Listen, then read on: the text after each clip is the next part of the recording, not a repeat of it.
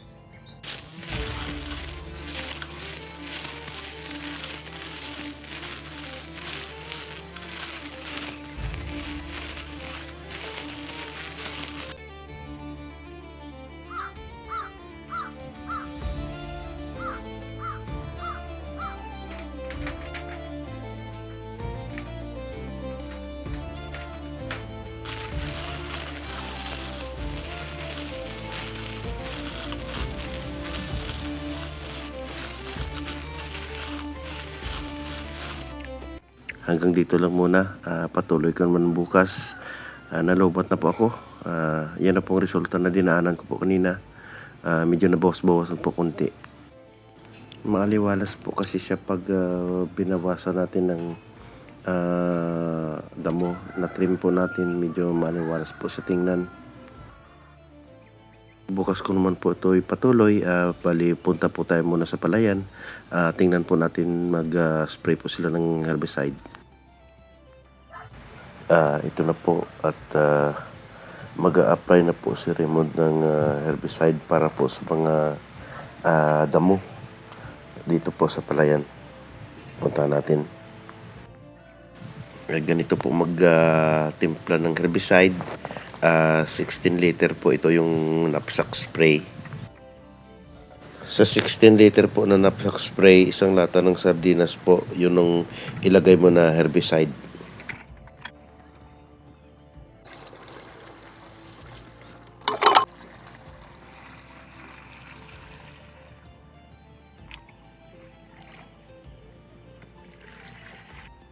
Ang paggamit ng herbicide o pumatay damo ay lubhang malaga po sa pagpapalayan dahil pinipigilan po nito yung mga damo at maaring agawin ang palay sa sikat ng araw, tubig at sustansya mula po sa abono. Kasi nung nakaraan lang po tayo nag-apply ng abono. Kapag hindi natin makontrol ang mga damo, maaari itong magpababa ng ani ng hanggang 15% hanggang 50% po. Kaya mahalaga po ito sa farmers yung herbicide dahil po mabilis po yung dumami yung mga damo at saka malakas po kumain ng sustansya. Aagawin po para sa palay.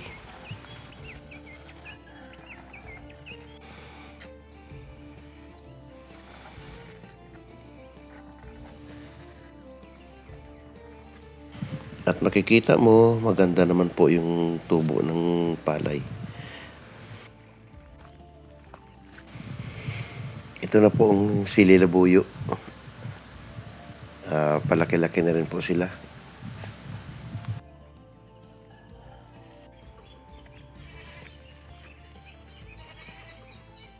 Walang hiya to si Bantay.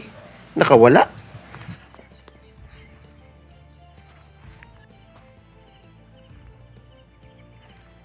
Uy!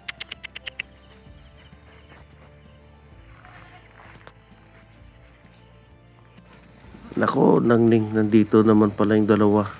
Hanap ng hanap ako. Dito ko lang pala sila natagpuan sa lupa mo. Palagi ko talaga ito sila nakikita dito. Dito kay Lolo. Sa kubo ni Lolo.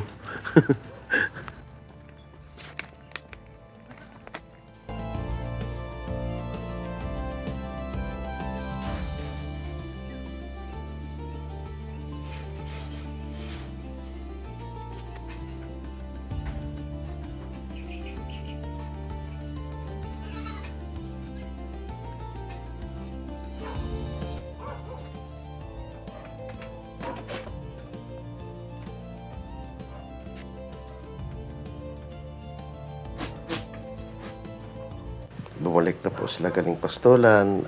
Secured na po yung mga kambing. Tara na, uwi na po tayo.